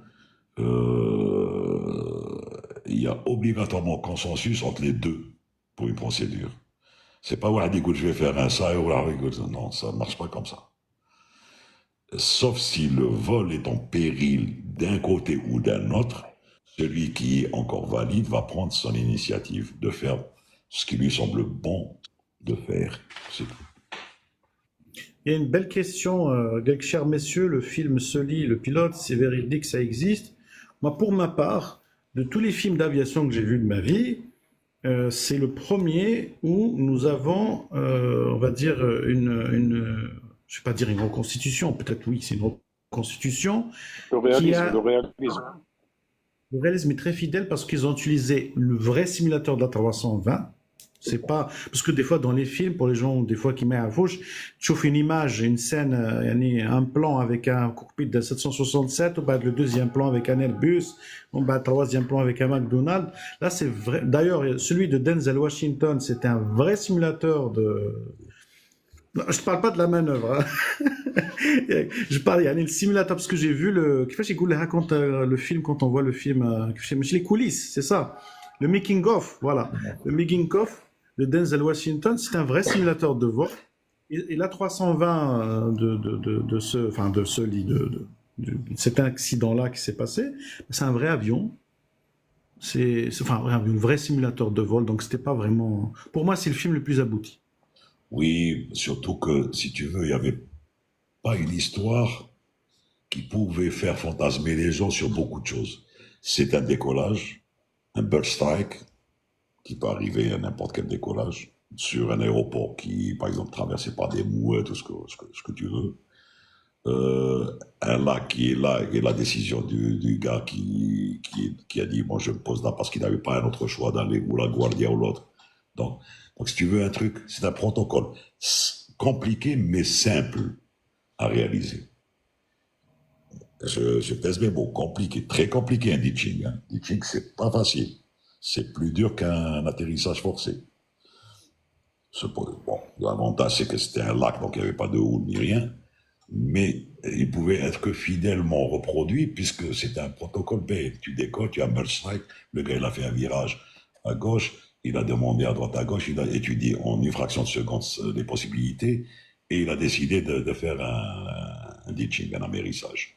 Voilà. La procédure a été faite, mais pendant la descente, le gars, ils ont essayé bien sûr, de rallumer ses moteurs.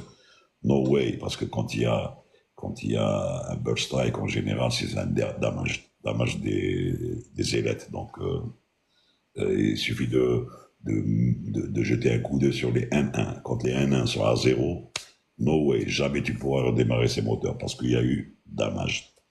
Si le N1 était positif, oui, il y a possibilité de rallumer. D'ailleurs, il a dit une belle phrase. Il a dit une belle phrase. En 40 ans de carrière, ancien pilote de l'US Air Force, tout ce que tu veux, ancien pilote de la boîte, en 40 ans de carrière, j'ai été jugé pour 270 secondes. Oui. Et pour moi, ce film-là, qui est pour moi pas un film, mais un cours sur ce qui s'est passé, c'est-à-dire on retient le leadership, on retient l'adaptation, on retient le facteur humain, surtout, très important.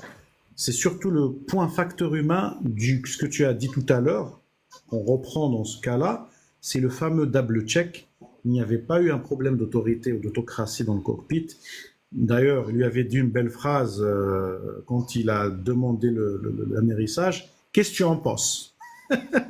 We make it, Captain. C'est bon, là, c'était fermé, c'est bouqué, ça y est, on passe à la phase 2. Pour ça, ils n'avaient pas le choix. C'est un cas d'écoute. Exactement. Ouais. D'ailleurs, ils ont essayé de... Salam, ça va? Salut Spanish.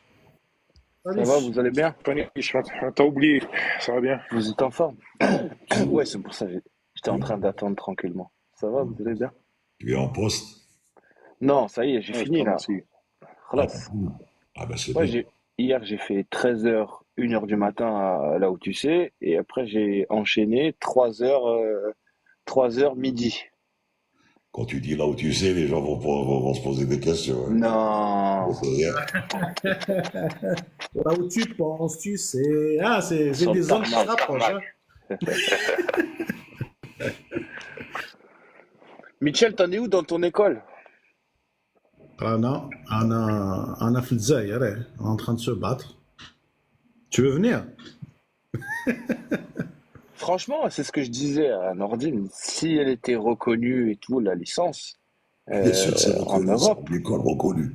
Non, je parle de la licence algérienne. En Europe, je serais venu, ouais. Je serais venu, mais ça impose. Où il faut refaire que la TPL? اسمع راك تهدد في الدولة الجزائرية. واش راك تهضر؟ اسمع la licence algérienne, elle est reconnue. Le CPL IRME est reconnu, tu peux le convertir. Voilà. Et notre ami Nordine, qui a beaucoup travaillé dans ce genre des flight crew license, et encore surtout avec l'autorité, Asma, si elle n'était pas reconnue, on ne va pas reconnaître les vôtres qui viennent chez nous pour rentrer en Algérie. Et tu resteras là où tu penses. Là où tu penses, là où je savais, là où je sais, là où tu sais, pas là où je pense. Ouais. Non, mais du coup, quand tu dis il y a une conversion, tu dois la refaire quand même, du coup. C'est quoi que tu comme refais? nous la faisons quand nous venons chez vous. Ah, et ça commence, ça commence. C'est pas la question. Je sais qu'il n'y a pas de réciprocité, tout ça, machin. Je sais, mais du coup, Justement, il y a la réciprocité, justement. C'est-à-dire quand tu vas dans une conversion, donc peu importe le pays où tu iras, tu feras une conversion. C'est normal, c'est le droit de chaque pays Attends, Spanish. Spanish, yes. Attends 2 minutes, il y a Maïdine Rabi qui pense qu'il y a une différence entre un investisseur speedlow et un investisseur stall. Le speedlow, c'est quand l'avion subit une diminution de la vitesse pour X raisons, turbulence, witchy, ce que tu veux. Donc, il va gueuler speed. L'avion va dire speed, comme ça, avec la voix, speed. Par contre, le stall, s'il perd par exemple l'indicateur vitesse au niveau de ses pitot à travers des ADR et pour donner ça au régime, ou bien il perd des angle of attack, là il va dire stall. Stall, c'est-à-dire maintenant, il va falloir faire une ressource. Mais speed low, ou bien high speed, overspeed, parce que ça peut être aussi overspeed. Et l'action du pilote, elle est simple. C'est de sortir du cran, réajuster. Avec ça, c'est accompagné au niveau du PFD d'un trend prennent vers le bas ou vers le haut. S'il dépasse la bande verte et va vers le rouge, c'est ce qu'on appelle l'overspeed, mais il va le dire. Donc là, c'est simple. Au lieu de toucher les thrusts, les manettes, il y a un autre moyen, c'est de sortir les speed breaks. Donc ça va diminuer le flow speed. Si par contre, il y a le speed low et que ça descend en dessous et que ça approche vers la green dot, en l'air, je parle, ça descend sur la green dot qui avoisine à peu près 210, ça dépend du poids. Et là, il faut sortir du cran, accélérer et revenir. Voilà. Ensuite, l'autotrust reprendra son... Mais ensuite, il va falloir voir pourquoi. Melika va te le dire. Ça peut être ou givrage. Et à ce moment-là, il faut mettre les anti-ice. Donc ça va déjà désengager un petit peu ce qui peut être comme givre résiduel au niveau des plutôt quelque chose comme ça, etc., etc. Donc c'est deux actions différentes. Une, elle est curative, et l'autre, elle est absolument obligatoire pour la ressource, pour faire un recovery du stock. Oui, donc je reviens à ce qu'a dit Spanish. Excuse-moi, non, Spanish. Juste une petite question, Michel, si tu permets, une petite question rapide. Ça concerne pas la... Si ça concerne un peu quand même, parce que j'ai une amie qui se trouve en France, c'est Spanish, hein, je pose la question à Spanish, et qui cherche un stage à sa fille, au niveau de... Elle est en section transport, elle est en première transport, au niveau des lycées professionnels. Elle se retrouve à avoir des difficultés justement de trouver des stages comme ça. Vous acceptez pas les stagiaires dans vos sociétés? Si, on a des stagiaires. Elle a quel âge? Elle est majeure ou elle est mineure? Ouais, elle est majeure, elle a 19 ans. D'accord. Non, parce que déjà, tu vois, si je t'avais dit mineur, je sais que mineurs, ils prennent pas. Mais majeur, si, ils prennent. Ils prennent. Après, il faut voir exactement ce qu'elle recherche dans son stage. Écoute, on en parlera en aparté si tu veux bien, si je peux te Ouais, contacter sur tu TikTok. m'écris, si je peux te donner un... Ouais, bien sûr. Si je peux te donner un coup de main, il n'y a pas de problème, bien sûr. C'est très gentil, mon frère. Merci. Alors, je vais resynthétiser. Attends, encore une fois avant de partir, parce que je vais y aller. Vas-y. Je n'ai pas encore sorti. Alors, pour revenir, je suis fait un Spanish, et même il y avait quelqu'un qui m'avait posé la question. Donc, en Algérie, les licences algériennes, c'est des licences OACI, ICAO, qui m'a. Et justement, donc il y a la licence qu'on connaît, que vous connaissez tout le monde.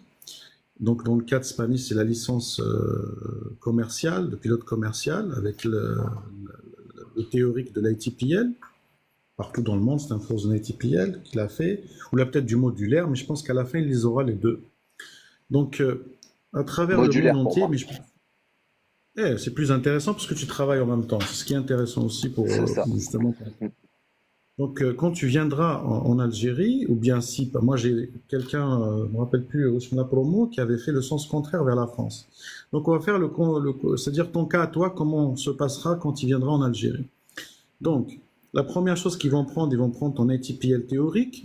Donc, si tu as un ATPL théorique EASA ou ailleurs, donc tu seras obligé de faire un complément ATPL théorique.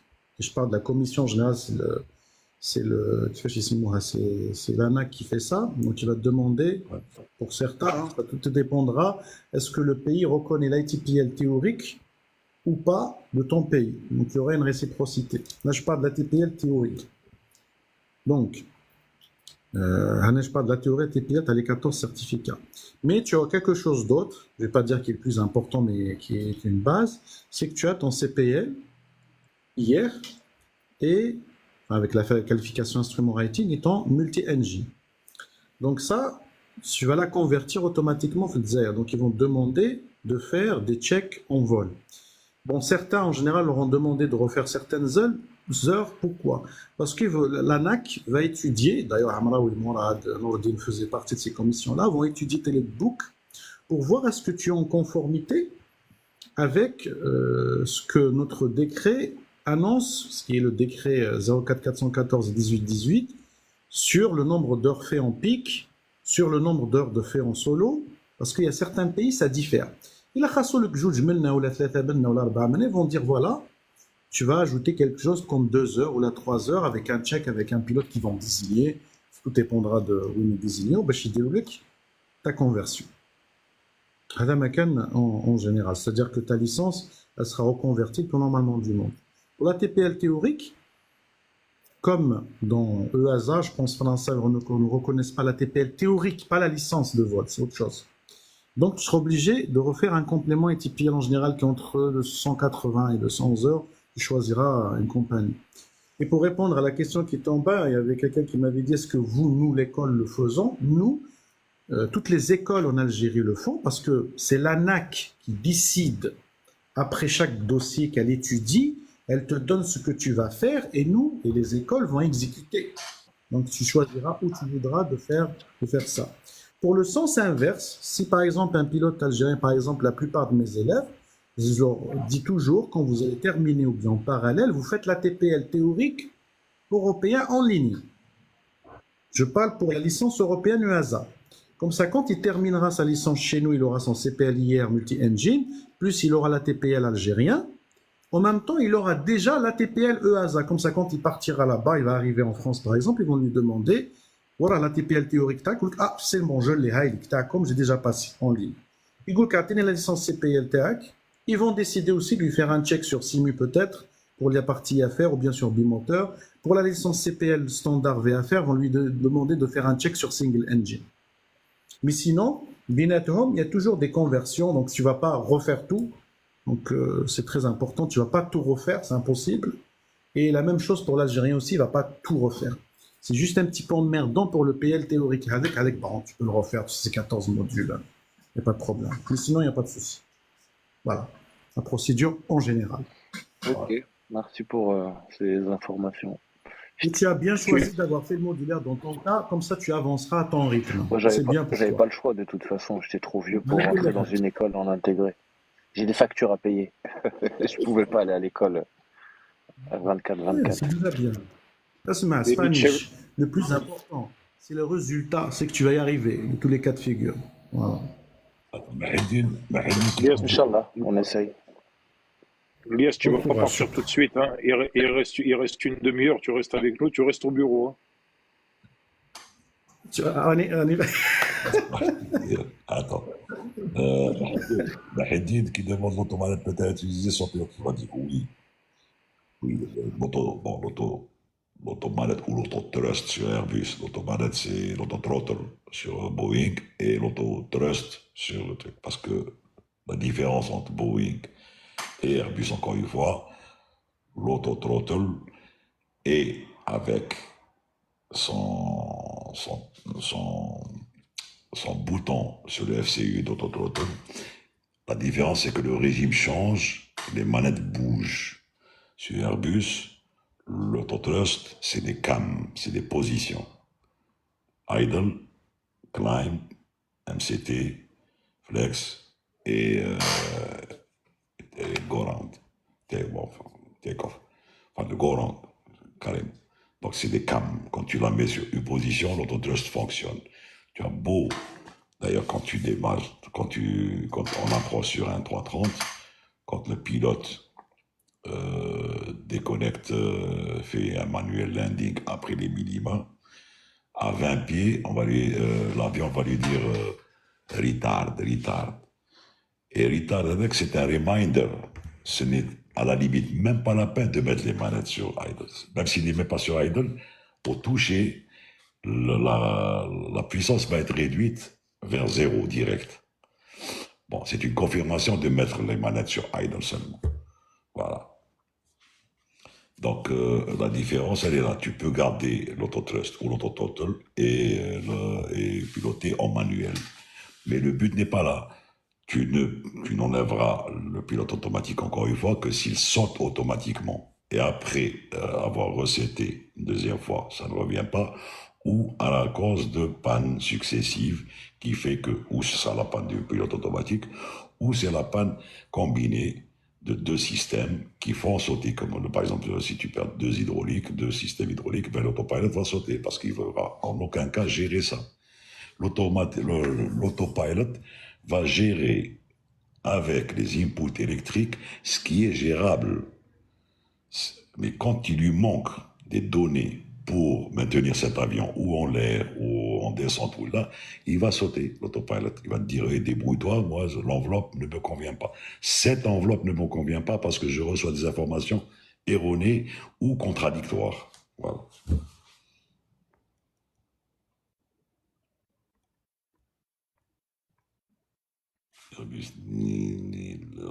Notre test communique direct avec le moteur, avec le FADEC. C'est un white blue. White, c'est armé, et blue, c'est qui travaille. Mais c'est le blue. Tu as inversé un peu le truc parce que c'est au décollage, c'est runway, autopilot, nav, autothrust blue, c'est-à-dire qu'il est armé et qu'il est en fonctionnement, qui travaille directement avec le full authority, qui va gérer le régime moteur, et etc., etc. J'ai trouvé un ordine la dernière fois que la checklist à la 330, Ouais. Airbus, Family, ils l'ont révisée, elle est un peu moins importante qu'avant. Parce que tout ça est condensé sur l'ICAM. Il reste que les memory items qui ont été repris sur le checklist paper checklist, ou bien ce qu'on appelle les events avec status et les reset tables. Parce que le reste gars sort sur l'ICAM et il te garde quand même les checklist paper, la dépressurisation, parce qu'il faut, même si elle est exécutée sur l'ICAM et sur le status, il faut qu'elle soit confirmée après avec le paper. Parce qu'il y a des choses qui peuvent être oubliées en cours de route. Et pour ne pas revenir sur les pages précédentes et refaire tout le Bataclan pour revenir, il faut relire ça. Ou bien le smoke, parce que le smoke detection, il y a ce qu'on appelle une discrepancy à faire à bord, parce qu'il y a beaucoup de sortes de smoke, de fumée. Je parle que ce soit avionique, cargo, soute électronique, etc. Donc il faut faire, ou bien galet, donc il faut faire la différence. À chaque étape, il faut faire la différence et tomber dans le cadre qu'il faut. Ne pas faire n'importe quoi comme ça. Il faut suivre l'ICAM, mais confirmer avec le paper. C'est pour ça que ça a été réduit. La taxi checklist, quand vous la faisiez, est-ce que comment tu arrives à garder le son, enfin à garder un peu enfin tu la faisais avant de rouler, ou bien tu la faisais en roulant? Et la question, comment tu faisais pour garder, on va dire yani le 100% des yeux sur ce qui se passe, yani la situation awareness pendant le roulage? La checklist ne se fait pas au roulant. La seule checklist qui est faite au roulant, c'est before take-off checklist. En arrivant sur le point d'attente. Before take-off checklist. En cas de givrage. Non, ben ça c'est des conditions weather extrêmes. Mais ça, il faut faire rien et dire les commandes vont être faites, les flight control vont être faits au point d'attente, juste avant le décollage, ceci, cela, sortir les volets à ce niveau-là. Donc, au point d'attente, tu sors les volets, faire les flight control, parce que pour ne pas accumuler du givre pendant le roulage. Mais sinon, c'est dans la procédure, c'est start, after start, checklist. Le seul truc à dire, c'est le copilote, parce qu'il est CM2 au sol, c'est CM1, captain. Même s'il est pilot not flying pour le vol, il est toujours commandant pour le roulage. Donc il va rouler pendant que le copy, le first officer, fait les actions du speed, tag, les volets et le trim. Voilà. Et couper bien sûr la PU. Et il va le faire. Donc quand il le fait, il va lui lire l'after start checklist et tout, mais il le lit. Mais là aussi, quand tu dis la dispersion, il n'y a pas de dispersion, puisque le gars il roule, il est en train de rouler, mais tu fais ça, tu es sur le... Tu n'es pas obligé de rester concentré comme ça sur le truc. L'avion, tu sais, l'avion quand il roule à 10 nœuds par vitesse grande, sol, il n'y a aucun problème. Tu peux... D'ailleurs, quand tu vois le décollage, je n'ai participé à un Ilyushin 76. C'est pas la même chose. Tu comprends la philosophie d'Airbus, comment elle fait passer l'équivalent d'un stade de foot de procédure à 3 phrases. C'est bien, l'évolution, comment elle est. Quand tu disais, Nordine, que vous rouliez à 10 nœuds, j'ai vu, moi, un Boeing, un 37, rouler à 30 nœuds. C'est interdit. À New York, hein. C'est interdit. il était dans son tort. Regarde, l'aviation est la suivante. Il faut rouler à la vitesse de l'homme qui marche. L'homme marche en général à 36 km à l'heure. D'accord? Bon, Par contre, ça fait 10. pourquoi je te dis dineux? Attends, je t'explique pourquoi. C'est très simple. Dineux, c'est la meilleure vitesse pour non seulement le confort passager, ne pas rajouter parce que cet avion, il a beaucoup d'inertie, donc il roule tout seul le 330. Ne pas freiner, ni rien. 14 nœuds, c'est le maximum en virage. Quand tu prends par exemple les taxiways en virage, 14 nœuds max. En ligne droite, on peut t'autoriser jusqu'à 18 nœuds. 18 nœuds, ça c'est les grands aéroports pour désengorger le trafic au sol. Quand tu sors de la piste pour faire le high-speed taxiway, maximum 36 nœuds. C'est calculé. Parce que bon, c'est des taxiways high-speed à 120 degrés, pas 90. 90, tu n'as pas le droit de tourner à 36 nœuds. Sinon, tu fais un overrun. Tu sors. Et tu vas toucher même là. Captain, c'est quoi la différence entre Flex et Toga? Toga, c'est le max. Tu vas demander au moteur de réagir en poussée maximum que peut donner cet avion pour décoller le plus rapidement possible sur une piste, mais vraiment, c'est-à-dire, et on utilise Toga généralement quand on est limite performance. Le flex, on augmente la température, si tu veux, tu donnes un leurre au moteur pour dire, il fait plus chaud que normal, lui, qu'est-ce qu'il va faire? La compressibilité au niveau de son padex, il va réduire l'injection, qui va lui donner une plus grande efficacité à long terme. Le flex permet de garder les moteurs à long terme. Le flex, température. Du coup, le Flex, c'est un mode économique au final. C'est un mode économique en finale, exactement à long terme. Et du coup, là, c'est réduit. Du coup, la plupart du temps, vous décollez en Flex ou en Toga? La plupart du temps, en flex.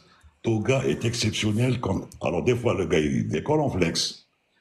Mais s'il voit que la vitesse peine à venir, la VM peine à venir, pour X raisons, hein, pour un vent qui a changé de face plus important, pour beaucoup de choses, il passera Toga. Mais c'est exceptionnel. Ou là, quand il est trop lourd, par exemple à Pékin, le iPad te donnera déjà, le système d'exploitation va te donner directement Toga. Il va donner un braquage de volet qui flaps tout, configuration tout, avec Toga. Et là, il te raccourcit exactement la distance de décollage pour te permettre de décoller le plus vite possible à VR et avoir suffisamment de distance pour pouvoir arrêter si tu fais un reject takeoff. Et le flex te donne de la compressibilité pour le moteur et de la puissance suffisante de décoller à un point donné, température donnée et une altitude donnée de cet aéroport. Voilà. Et un poids donné. Et un poids donné, voilà. Mais dire quelle est la différence entre un 320 et un 330? Ben, le 330 est plus lourd, ça c'est clair. C'est un heavy. La contenance, le poids, le passager, plus quelques différences au niveau de l'avionique ou la sortie de train. Par exemple, la sortie du train Gravity, elle est sur le pilote central. Mais c'est tous les deux des fly-by-wire, c'est tous les deux avec side stick, c'est tous les deux avec PFD-ND, Upper and Lower DU, FM. Sauf que le 330, à partir du 330, il y a le FM jack où ils ont intégré l'enveloppe, alors que sur le 320, non, il n'y a pas d'enveloppe. C'était un moyen courrier, donc les poissons sont aux alentours, je n'ai pas un truc, mais je vais te dire que 60, 69, 65 tonnes, comme ça. Par contre, le 330, c'est jusqu'à 328 tonnes. Voilà. Ça veut dire un 330 Bamako, il décolle en Toga, lui. En général, oui. Ah ouais. Et ben, que la piste, tu sais combien j'ai chargé de bagages la dernière fois? Ouais. 827 bagages. Full. Oui, ben full, mais parce que ils ont pris du fret aussi. Non, il n'y en avait pas là. Il n'y en avait pas là, c'était full conteneur. Ouais. 823 bagages. Un peu qu'est-ce que tu Si les veux. vols comme ça, faut compter un passager, 3 bagages. C'est des Avec, avec du mercure dedans. Chut.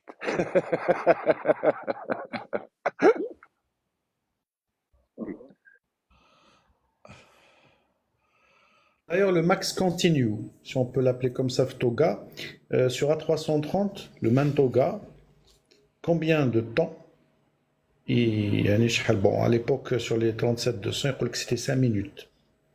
Là, c'est شحال هو 10 minutes sur 3,30. C'est monté sur 10. Et encore, je vais dire max continue.